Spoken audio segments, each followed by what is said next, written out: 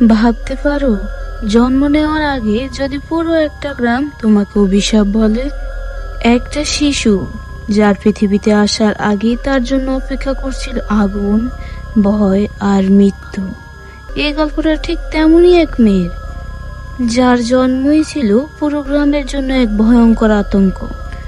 একজন নারী ঘরের ভেতরে প্রচন্ড কষ্টে সন্তান প্রসবের চেষ্টা করছে, কিন্তু বাইরের গ্রামে মানুষরা মশাল হাতে জড়ো হয়েছে। তাদের মুখে এক ধরনের ক্ষুব্ধ ও ভীত অভিব্যক্তি। তারা মনে করেছে এই নারীর গর্ভে জন্ম নেওয়ার শিশুটি একটি দানব। কিছুক্ষণ পর নারীটি অবশেষে একটি সুস্থ কন্যা সন্তান শিশু জন্ম দেয়, কিন্তু সে শ্বাস নেওয়ার আগেই আবারও তার তীব্র যন্ত্রণায় কেঁপে ওঠে। রাত্রি তখন বুঝতে পারে নারীর গর্ভে যমজ সন্তান রয়েছে। বাইরে তখন বিশৃঙ্খলা চলছিল। গ্রামবাসীরা ঘরটি পুড়িয়ে দেওয়ার জন্য প্রস্তুতি নিচ্ছিল। তখন ওই নারীটির স্বামী একটি সিদ্ধান্ত নেয়। সে দাত্রীকে বলে তার প্রথম সন্তানটিকে নিয়ে পালিয়ে যেতে। তারপর সে ঘরের কর্নার থেকে একটি কুড়াল তুলে নেয়। একাই গ্রামবাসীদের মোকাবেলা করতে বাইরে বেরিয়ে যায়। বাইরে তৎক্ষণাৎ সংঘর্ষ শুরু হয়ে যায়, কিন্তু মাত্র কয়েক সেকেন্ডের মধ্যেই লোকজন তাকে হত্যা করে এবং তার গলা কেটে ফেলে। ভেতরের নারীটি শেষ শক্তি দিয়ে তার দ্বিতীয় সন্তানটি জন্ম দেয়, কিন্তু সে তার সন্তানটি মুখ দেখার আগেই গ্রামবাসীরা কিছুক্ষণের মধ্যেই তাদের ঘরের ভিতরে আগুন জ্বালিয়ে দেয়। আগুন তখন চারদিক থেকে ঘরে ঢুকে পড়ে এবং সেই শিশুটি আর তার মা দুজনে আগুনে পুড়ে যায়। সৌভাগ্যক্রমে দাত্রী প্রথম শিশুটিকে নিয়ে পালিয়ে যেতে সক্ষম হয় এবং একমাত্র বেঁচে থাকা সন্তানের প্রাণ রক্ষা করে। এদিকে মৃত্যুর মুখে থাকা স্বামী রক্তের মধ্যে পড়ে চিৎকার শুনতে থাকে স্ত্রীর, এবং শেষ পর্যন্ত অসীম হতাশায় ধীরে ধীরে সে চোখ বন্ধ করে ফেলে। অনেক বছর পরে সেই শিশুটি এখন অনেক বড় হয়ে গেছে। দাত্রী তার নাম রেখেছিল সারা। তার সীমিত স্বার্থের কারণে তাকে একটি বোর্ডিং স্কুলে রেখে দেওয়া হয়। একদিন স্কুলের ছুটি শুরু হয়। বেশিরভাগ শিক্ষার্থী বাড়ি ফিরে যায়, কিন্তু পরিবারহীন সারা একাই সেখানে থেকে যায়। তার বন্ধু লাসি তাকে গ্রামের বাড়ি যেতে আমন্ত্রণ জানায়, কিন্তু সে তাকে কোনো সমস্যা ফেলতে না চাওয়ায় সে তাকে বারণ করে দেয়। রাতে হোস্টেলে সে একা ঘুমাতে গেলে হঠাৎ এক নারীর ফিস ফিস শব্দ শুনতে পায়। সেই শব্দ শুনে খুঁজতে যায়।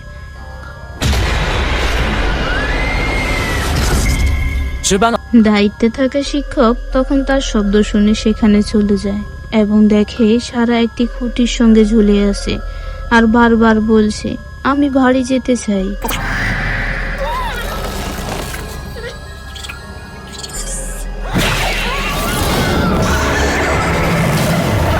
পরে প্রধান শিক্ষকের সহায়তায় সারা আবারও স্বাভাবিক অবস্থায় ফিরে আসে। প্রধান শিক্ষক তখন গম্ভীরভাবে বলে, এই ধরনের ঘটনা তার জীবনে আগেও ঘটেছে। এখন সারা বড় হয়েছে, তাই সময় এসেছে তার অতীত জানার। অনেক বছর আগে আমিনা নামের এক নারী তাকে স্কুলে রেখে গিয়েছিল। তারপর সে আর কখনো ফিরে আসেনি। শিক্ষক তাকে আমিনাকে খুঁজে বের করতে বলে, হয়তো তাহলে তার পরিচয় জানা যাবে এবং অদ্ভুত ঘটনাগুলোর সমাধান হবে। সারা নিজের পরিচয় জানতে খুব আগ্রহী হয় এবং সে গ্রামের যাত্রা শুরু করে। সেখানে গিয়ে সে দেখে এটি তার বন্ধু লাসিরই গ্রাম, তাই সে আগে লাসির সাথে দেখা করতে যায়। লাসি তাকে দেখে খুব খুশি হয় এবং তাকে তাদের বাড়িতে নিয়ে যায়। পরে তারা একসাথে খাবার খেতে যায়। হঠাৎ সেখানে এক যুবক আসে।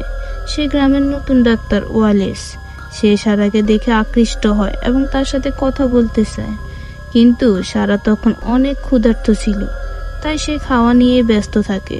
পরে লাসির বাবা তামাতকে সারা সম্পর্কে সবকিছু জানানো হয়, কিন্তু সারা তো জানে না এই লোকই সেই সময় ঘটনার মূল অপরাধী। সারা আমিনাকে খোঁজের কথা বলে, তখন তামাত আমিনার নাম শুনে চিনতে পারে যে এই মেয়েটি সে হারিয়ে যাওয়া শিশু, কিন্তু সে বিষয়টি লুকিয়ে ফেলে এবং অস্বীকার করে। ফলে সারা থাকার জায়গা পায় না। শেষে তাকে একটি পরিত্যক্ত প্রার্থনা স্থলে রাখানো হয়। রাতে লাসি তার সাথে থাকে, কিন্তু পরে তাকে জোর করে বাড়ি নিয়ে যাওয়া হয়। অন্যদিকে গ্রামের কিছু লোক ভয়ঙ্কর এক ছায়া দেখে।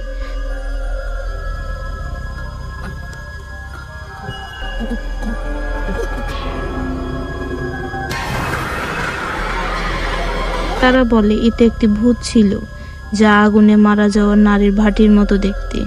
তামাদ তখন মনে করে এটি সারার সাথেই সম্পর্কিত। লাসি তখন গোপনে সারার কাছে যায় এবং জিজ্ঞেস করে বাটির কথা, কিন্তু সারা কিছুই জানে না। রাতে আবারও এক নারীর কণ্ঠ শোনা যায়। এবার লাসিও ভয়ে কেঁপে ওঠে।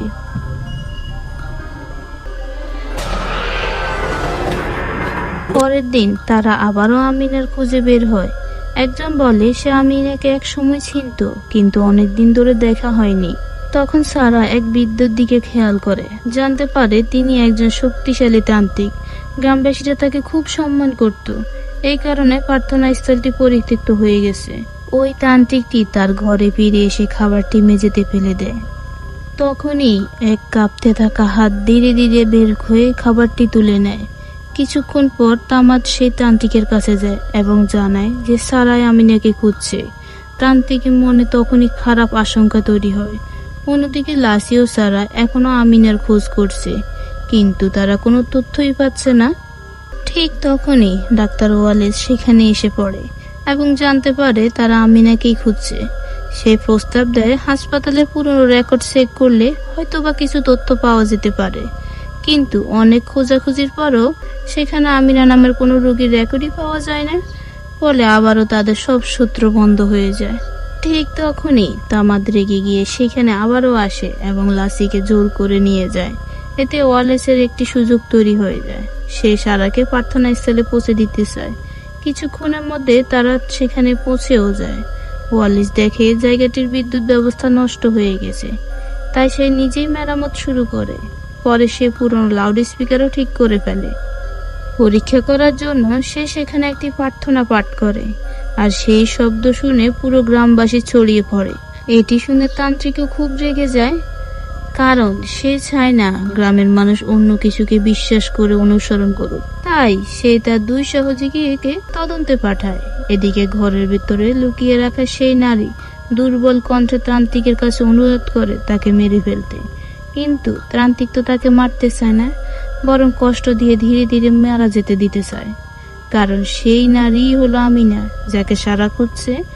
অন্যদিকে দুজন লোক প্রার্থনা স্থলে পৌঁছে পাথর ছুঁড়ে মারতে শুরু করে, কিন্তু হঠাৎ আবারও সে ভয়ঙ্কর বাতাস বয়ে আসে এবং তারা ভয়ে পালিয়ে যায়।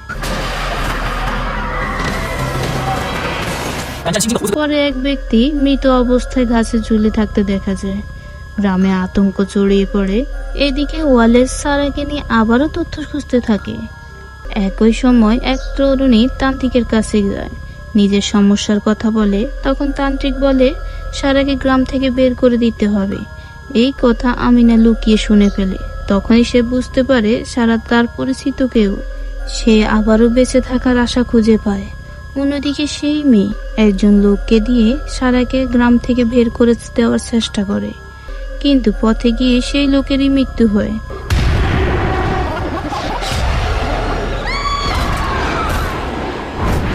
পরের দিন তার মৃতদেহ গাছে ঝুলন্ত অবস্থায় পাওয়া যায়।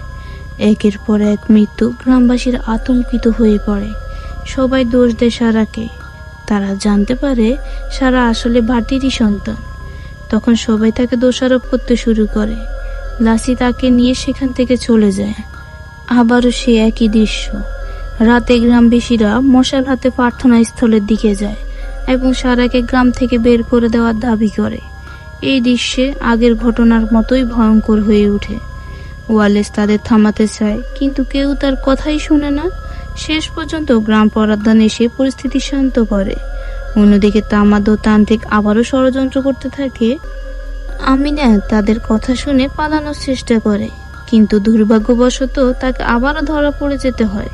পরে তামাদ তাকে ধরে ফেলে। ঠিক তখনই বনের ভেতর থেকে অদ্ভুত শব্দ শোনা যায়।